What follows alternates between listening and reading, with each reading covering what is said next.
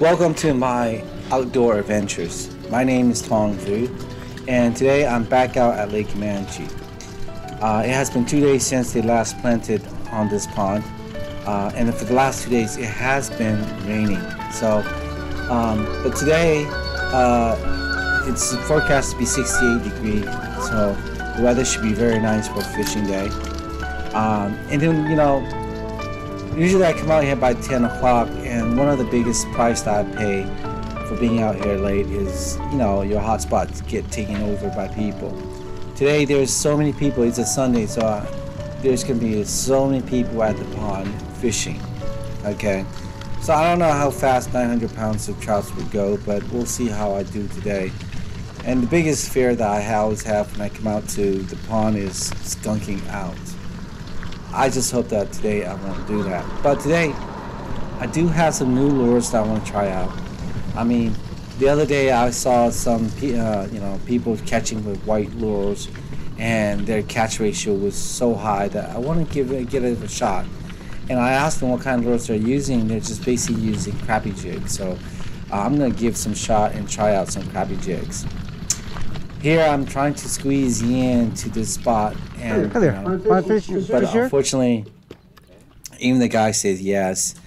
I noticed that after a time when I was fishing, our line was getting tangled because he was just, throwing his line right over on top of mine, and I have a feeling that I was not very welcome right next to him, so I decided to move afterward. So he was jigging just right next to, it was just perfectly fine. And then the next thing I noticed that he had someone else came over and just basically threw over my line just to force me to leave, which I did. So,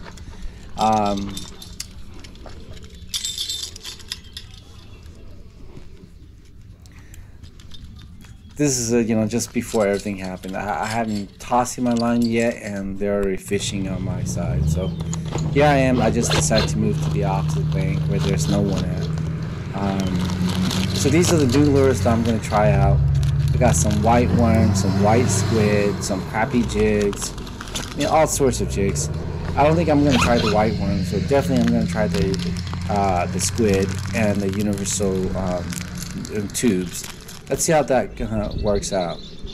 Now, my first try was on a jig, and I find out that it was not going far enough. I don't know, maybe it's because of the fact that it opens up as I toss it out there, but it was not going far enough. So I decided on a new rig, which is the bulb. But first, I'm going to try on the universal tube first. Let's see how that works. The tubes are just basically look like a white squid, very soft plastic. We're gonna try it today, see if it actually works. I know it works on the deep side, but this is actually on the low side of the pond. I have a feeling that the fish are not going to go for it because the fish are pretty deep within the vegetation underwater. Now, I always add a little perker onto these jigs because it seems to attract the fish quite a lot.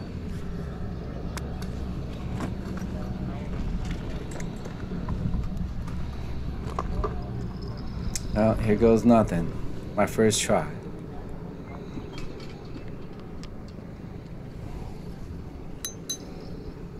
Now, in the past, I've used these kind of lures before, and to be honest with you, I had no luck at all.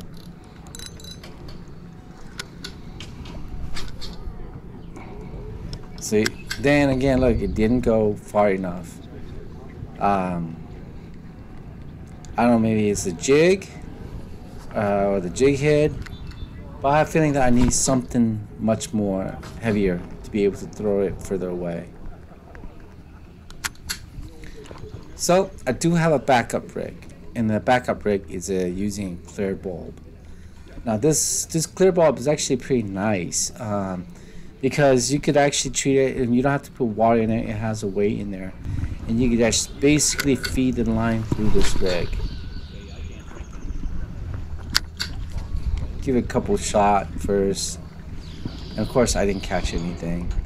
The guy in the raft made it even worse because once you gotta have a when you notice that there's a person in a raft coming towards your way, it's gonna scare the fish away. I guess that's the reason why a lot of times people will hate kayakers or rafters that just, they have a lake to go to, but they choose to just, be by the pond. When the guy came, I just feel like, I'm not gonna catch anything. The fish is gonna be gone.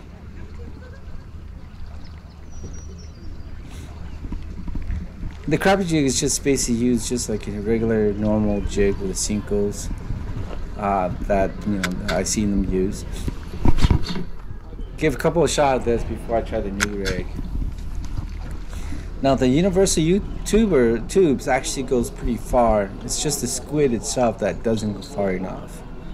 When I throw the squid, it just goes right in front of me. It's just a few feet in front of me. So it was not. I figured that it was not going to catch anything. That's the reason why you choose to switch to the tubes. After a couple of tries, I noticed that it was working, so I decided to switch it over to the bulbs.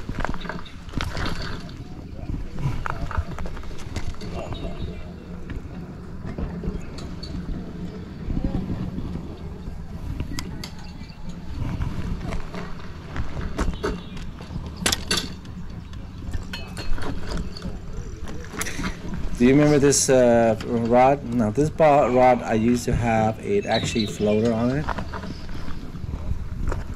But the floater, I thought that was too colorful, and maybe that's what's scaring the fish away.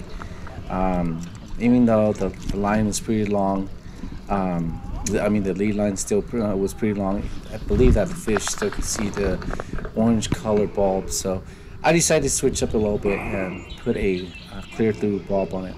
Now what I like about this bulb is that you could change the length of the lead line, and you don't have to cut it. All you gotta do is just twist the rubber, and it'll stay on the line, and it'll stop from moving up and down.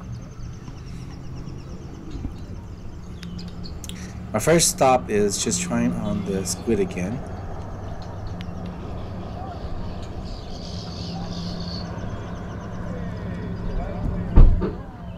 I believe that the hardest part about these squid is that they have the plastic is not soft. It is pretty hard plastic, so you really gotta push it in there. I don't think that it's actually made for a hook. Maybe you guys might know what to do with this plastic squid.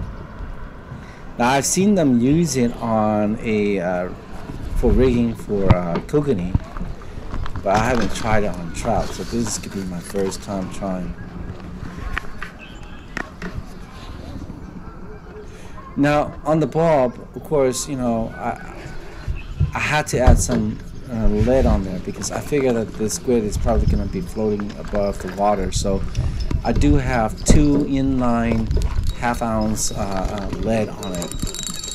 The inline lead you probably won't see on the camera because they're very tiny, very small, so you can't see it. One day I'm gonna have to show you. So I gave these guys a shot and no luck. It's either the trouts are too deep or there's none of them around. Like they said, when you're using jigs, you're gonna have to cast in about 50 times to hopefully catch one. I actually tried over 50 times and still haven't caught anything. Now with the bulb system, you don't have to jig it, you just basically slowly reel it in. One fisherman, one angler told me that you don't want to cause any wave or any splash because that would attract the trout or scare the trout away from your line. So I slowly basically reel it in, and it didn't work. So I tried all the 2 new rigs that I've tried out and caught anything. Maybe I'll try on the deep side again one day. But this is my first catch of the day. Now the one thing I don't like about this side is the fact that the vegetation, you can see it right underwater, is too high. And this is the reason why the auto hook didn't set because even though the weight was very, very light, it was settled onto the underwater vegetations, and it was stuck on there. And no matter how much the fish tried, the floater, was not getting released. I ended up having to basically yank the rod up to get the fish hooked on. Now, the one thing that I do notice about these power eggs is that once the fish swallow it and you set the hook, the eggs are not coming out, even though the lead may be stuck on the vegetation. So, which is really good about what I like about these green power eggs. Here's my second catch. I decided to just put 2 power eggs onto the fishing pole rod and push my luck. Yeah, and there it is. I love the sound of that auto hook set device. Now this one, I threw it a little bit further out, and hopefully it was away from the vegetation. That's the reason why it works in this one.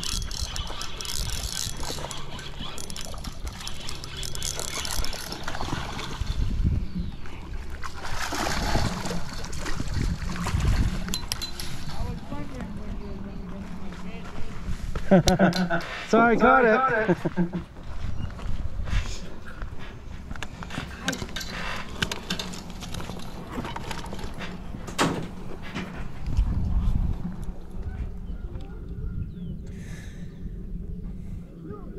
As they say that when you have a line, I mean the lead line, a lot of these monofloral lines, they are very, very weak, and they are susceptible to abrasions. And this is one of the time that I did not check the lead line. Did it get away? I know I tied it tight, but I got away. Dang it. the line was abrased, and by the time the fish bite, it must be a big one. So the line broke, unfortunately. Cut away. Good thing that it was on a braid line, but on the braid line, it'll never break. But the 4-pound test line, they always break. And this is the 99.9% that, the 0.001% that got away. I retied the line again on the lead line and the hook. And this time I did 10, I actually did 10 loops around the hook, around my loop. So hopefully it will keep it tight and it won't break. It was a new lead line though.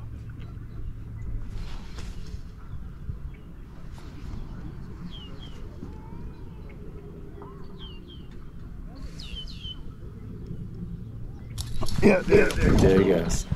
Catching the fish. Anyway, this is my 3rd time catching the fish. Today I ended up actually limiting out. Unfortunately, the last 2 catch that I made, my GoPro battery actually ran out. I don't know the reason why, but GoPro Pan 10, they tend to heat up sometimes. And then I realized that when they heat up, the battery gets used faster. So even though I had 3 extra batteries, it didn't give me enough recording time. So anyway, this is my 3rd catch for the day. Like I said, I ended up limiting out. I ended up giving my 5th fish to one of the families that was there all day and couldn't catch any fish. So I brought home 4 fish, 4 large trouts. So these are good-sized trouts. So, if you guys are out for Camanche, this is one of the things I like about Camanche. Their trouts are huge and nice size. To me, they're a little bit bigger, too big for me, because when I cook them, I hardly finish them. And, so anyway, thanks for watching. And I hope that you enjoy watching this small little short video clip of me of my adventures out here at Lake Camanche again. So hopefully I'll probably will go back out there again. Nice. And see if I can still catch some more trouts. The season's almost ending, so for trout especially. So I gotta keep on coming out.